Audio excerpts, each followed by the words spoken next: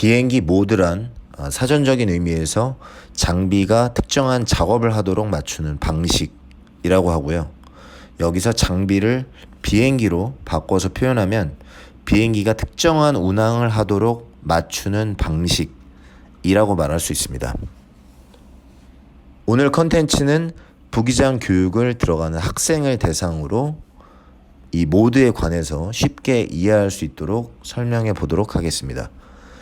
비행기는 평면에서 이동하는 자동차와 달리 3축 방향으로 운동하고요. 앞으로 나가는 축을 속도, 위로 올라가는 축을 상승률이라고 할 수 있죠. 옆으로 나가는 이 방향은 다음 편에서 살펴보도록 하겠습니다. 비행기가 지상에서 고고도까지 상승하기 위해서는 올라갈 수 있도록 만드는 운동 에너지가 필요하고요. 이 운동 에너지는 엔진 파워로부터 비행기 피치 자세를 만들며 나타나게 되는데, 이 피치 자세를 앞으로 가는 속도 방향을 맞추고 있다. 이런 방법으로 올라갈 때 우리는 속도를 일정하게 맞추고 올라간다 해서 정속 상승 방법이다 라고 부릅니다. 피치 자세를 앞이 아닌 위로 올라가는 상승률에 맞추고 있다. 이런 방법으로 올라갈 때 우리는 상승률을 일정하게 올라간다 해서 정률 상승 방법이다 라고 부릅니다. 피치 자세를 앞으로 가는 속도에 맞추면 정속 상승인데, 이때 위로 가는 부분은 파워의 성능만큼 상승률이 나오겠죠. 피치 자세를 위로 가는 상승률에 맞추면 정률 상승이라 부르고, 이때 파워는 앞으로 가는 속도를 맞추는데 사용하겠죠.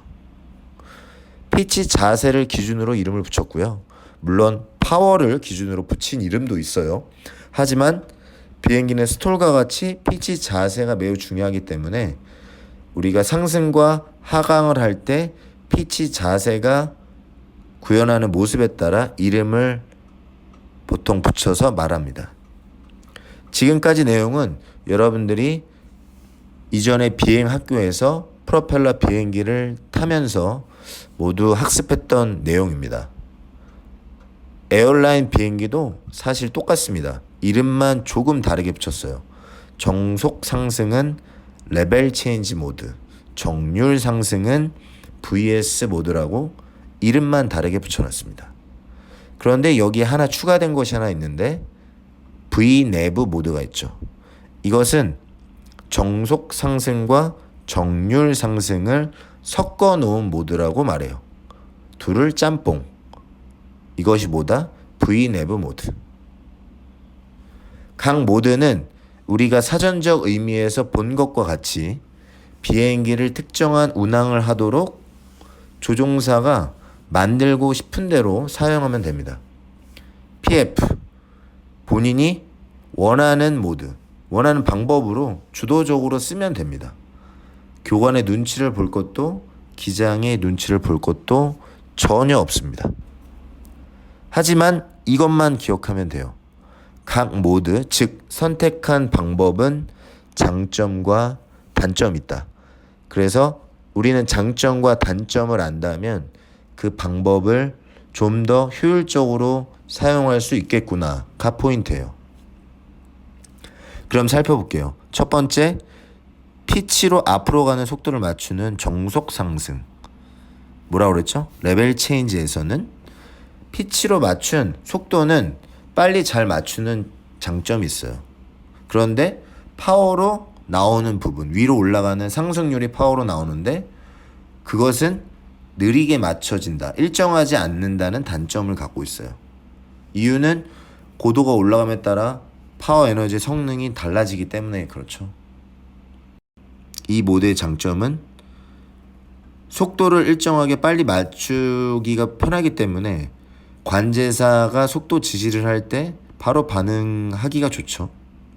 그리고 올라갈 때 파워가 클라임 파워로 다 들어가고 내려갈 때는 아이들 파워로 다 빠지기 때문에 빠르게 올라가거나 빠르게 내려갈 수 있다라는 장점이 있고, 그리고 상승률이 일정하지 나오지 않는다는 단점이 있기 때문에 고고도에서 계기비행 규칙을 지키기 위해서는 500fpm 이상 우리가 나와야 되는데 지키지 못할 수도 있다라는 단점이 있겠죠.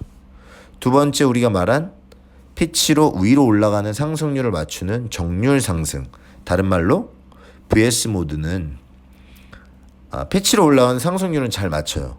하지만 파워로 맞추는 앞으로 가는 속도는 맞추는데 느리게 걸려요. 이유는 제트 엔진은 스프럽 타임으로 인해서 파워에 대한 반응이 늦게 나오기 때문입니다. 그래서 장점은 비행기가 하강할 때 하강률을 VS 모드로 맞추면 일정하게 내려가기 때문에 승객들이 좀 더 편안하게 느낄 수가 있겠죠. 단점은 속도가 늦게 파워로 맞춰지기 때문에 필요 이상으로 속도를 맞추기 위해서 파워가 들어갔다 빠졌다. 특히 바람 변화가 심한 경우에는 더 이런 현상이 많아지고요. 이때 연료 사용이 필요 이상으로 들어갈 수 있다는 단점이 있고요. 그리고 고고도에서 속도의 마진이 적은데 이때 VS 모드를 쓰면 속도에 대해서 맞추는 것이 파워가 느리기 때문에 오버스피드 될 수 있다는 단점이 또 있고요. 그래서 고고도에서 속도 마진이 작은 구간에서 여러분들이 PF를 하는데 승객 편의를 위한다고 VS 모드를 쓰면 싫어하는 기장들이 있는 겁니다. 그런데 VS 모드를 써도 됩니다. 하지만 썼을 경우에는 속도를 칠 수 있는 내 단점이 있겠구나 하고 속도계를 모니터를 잘해야 된다라는 게 포인트라는 거죠. 또한 어프로치 중간에 관제사가 간격부를 위해서 보통 속도 지시를 많이 하는데 이 속도 지시에 반응이 느리다는 단점이 있죠. 그리고 저속 구간에서 피치로 상승률, 하강률만 먼저 맞추기 때문에 스톨 스피드에 대한 프로텍션이 되지 않는다는 또 단점이 있고요. 세 번째로는 VNAV 모드, 둘을 합쳐놓은 모드라고 했죠. 이것은 언제 쓰면 우리가 편하냐? 속도 제한과 상승률, 하강률이 막 섞여 있는 공간. 이런 공간은 어디냐면 SID, 스타나 어프로치 같은 공간에서는 속도 제한도 있고 그리고 고도의 부분을 터널로 통과해야 되는 어버브, 빌로우가 있는 공간들을 통과하는 부분들이 있겠죠. 이런 부분에서는 VNAV를 쓰면 미리 컴퓨터에다 입력을 하고 활용할 수 있는 장점이 있죠. 그러나 이것이 또 단점이 되기도 해요. 컴퓨터에 미리 입력되어 있지 않는 구간을 관제기관이 레이더 벡터로 주거나 하는 경우에는 VNAV 모드를 활용할 수 없다는 단점이 있습니다. 지금까지 살펴본 이 모드 운영을 가지고 교관이나 기장이 사람마다 다르고 또 상황마다 달라서 부기장들이 참 운영하기가 힘듭니다. 여러분들은 모드 운영에 대해서 이 장점과 단점을 생각해 보시고 그 상황에 맞게끔 주도적으로 활용해 보시면 아마도 어떤 누구와 또 어떤 상황에서 비행하시더라도 좀 더 쉽게 비행하실 수 있을 거라고 확신합니다.